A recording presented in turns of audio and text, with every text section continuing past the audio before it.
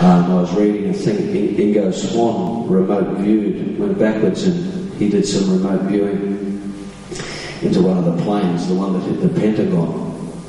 And he said he's done a lot of flying on planes in his time, and everybody in the plane was asleep. And he's never been in a plane before in his life where everybody was asleep. So there's some very interesting stories coming out, and we're never going to know, but I don't really think that Osama had the ability to grab 3 planes and fly them halfway across America and smash them into buildings and then take the Naval Department of the Pentagon out. So what it's done though globally, it's given the powers that be phenomenal power and control. And they've got everybody convinced about this terrorism. But since that act, there has been nothing at all, period, full stop, happen, except lots of laws have gone into place. Osama hasn't popped up and stolen another plane or injected stuff into the water supply. It wouldn't be very difficult at all in the States, in reality, if they wanted to take the Americans out, to get a little botulism of a little vial of hybriding botulism and throw it into the water supplies and take everybody out that way. So I think a lot of this is really simply for more power. And they're pulling the rope tighter and tighter and tighter.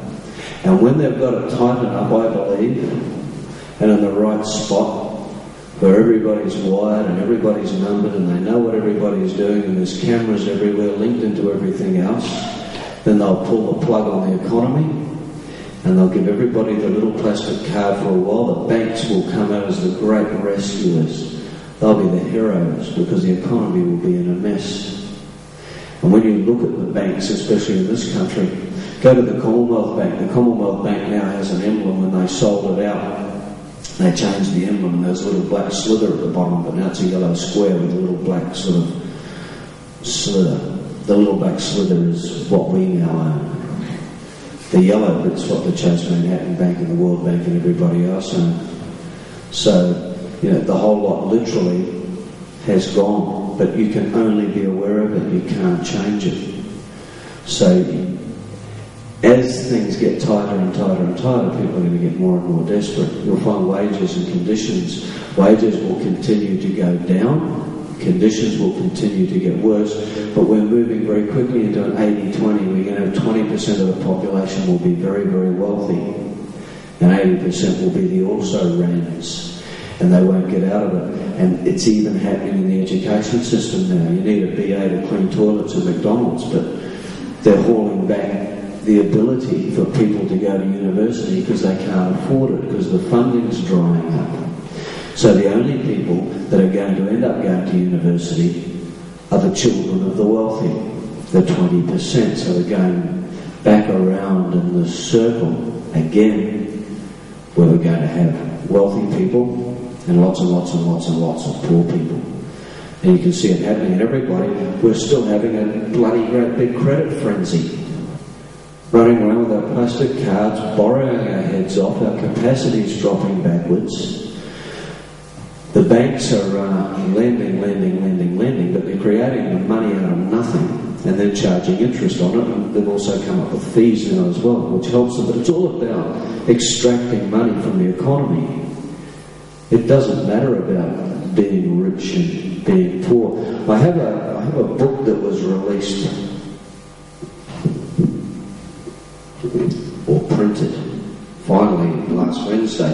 There's a bit of information. I just want to read a little bit.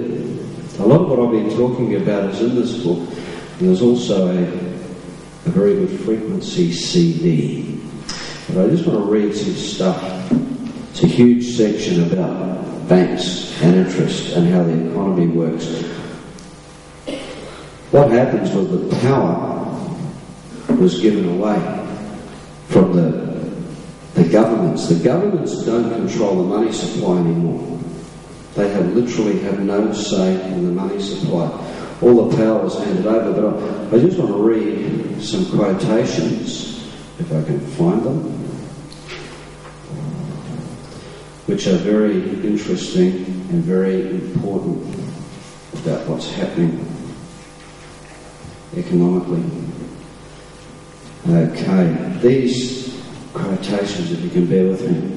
Whoever controls the volume of money in any country is absolute master of all its industry and commerce. That was said by James A. Garfield, the 20th US President. History records that the money changers have used every form of abuse, intrigue, deceit and violent means possible to maintain their control over governments by controlling money and its issuance. James Madison, the 4th US President. Banking establishments are more dangerous than standing armies. Thomas Jefferson said that. This is the scariest one. I am a most unhappy man. I have unwittingly ruined my country. A great industrial nation is now controlled by its system of credit. Our system of credit is concentrated. The growth of the nation, therefore, and all our activities are now in the hands of a few men. We have come to be one of the worst ruled, one of the most completely controlled and dominated governments in the civilized world. No longer a government by free opinion, no longer a government by conviction and the vote of the majority, but a government by the opinion and the duress of the small group of dominant and evil men. That was said by Woodrow Wilson, the 28th President of the US, a few years after he signed the 1913 US Federal Reserve Act, handing over the control of the money supply to private bankers. And out of England we had, banking was conceived in iniquity and was born in sin. The bankers own the earth. Take it away from them, but leave the power to create deposits, and with the flick of a pen they will create enough deposits to buy it back again. However, take away that power, and all great fortunes like mine will disappear, and they ought to disappear, for then this would be a happier and better world to live in. But if you wish to remain the slaves of bankers and pay the cost of your own slavery, let them continue to create deposits. And that was said by Sir Josiah Stamp, the President of the Bank of England in the 1920s, then England's second richest man.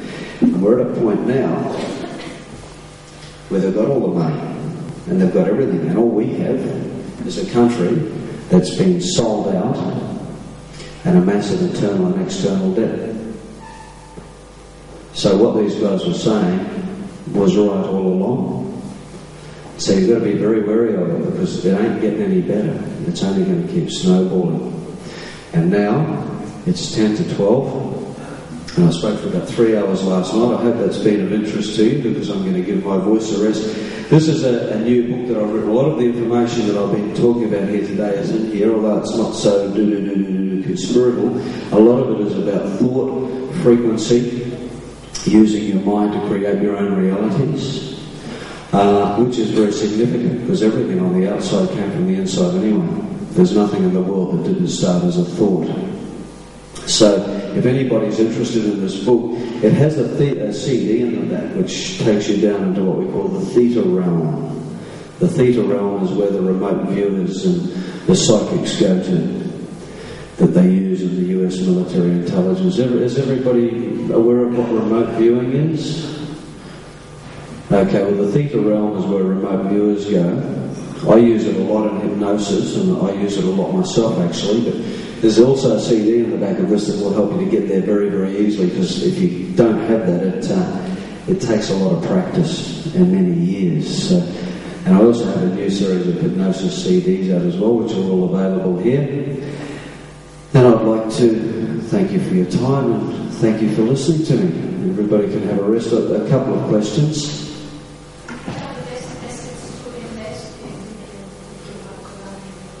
Personally, I would say hunks of gold. Go to the Perth Mint and buy actual ounces of gold. The only thing that's real and that's going up is gold. Sorry? No, because everything else is shares and currency. And all the things that you can buy with currency are relative to currency. Something is only worth what a person is prepared to pay for it. If you've got a home that you paid $1 million for today, and all of a sudden people don't have $1 million to be able to buy that home, it may be worth it, but you couldn't sell it. I'm not an investment advisor, financially I work with common sense. And when the government starts saying to me, get rid of gold because it's valueless, and then the share market starts getting shaky and you see gold going up, I go, aha, the government told another lie. Because they're quite aware of what's going on. So as I said, I'm not an investment advisor, but for me, if I had plenty, I'd be going to the Perth Mint and I would be handing it over and I would be turning it into ingots of gold, not pieces of paper and gold certificates. Like I said, there's no promise on that. But that's where I'd be putting my money. The worst thing that can happen is you'll have a lot of gold to cart around for a while if you've got lots of money. Any caution in buying land? Land? Well, land can only be relative to how much money is in the economy or to what people can afford to pay for it.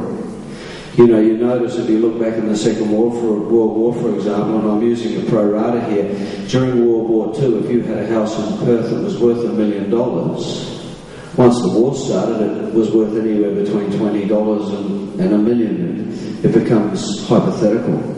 Anything that you've got to use cash to buy, well, most things now that we use cash to buy are consumables anyway, so we just simply waste our money there. But solid investment, you know, in a war, when a war starts or there's a lot of financial upheaval going, it's those that have a lot of money that do the best out of it. So, a $100,000 house to someone who hasn't got a job and needs to feed their family and whatever, if they know $10,000 is going to solve their problem, well, they'll cop the $90,000 loss and take the money. So really what you're buying with cash is only relative to what somebody's prepared to pay for the product or how much they need the money you're offering them. But if you want a significant secure financial future, to me common sense says gold. They will go back to... See, currencies aren't based on gold anymore. They haven't been since 1952. People just think that they are, but there isn't a relativity. But strangely enough, every time things get tight, gold takes this amazing lift back up and everybody loves this stuff. And as far as I'm concerned, if the World Bank and the IMF have stolen, the first thing they do when they go in and plunder an economy is steal all the gold. And then they put all these conditionalities on a country, and the next thing they usually steal are the forests and any other natural resources they can get their hands on and bleed the country dry. So gold is, to my way of thinking, the way to go.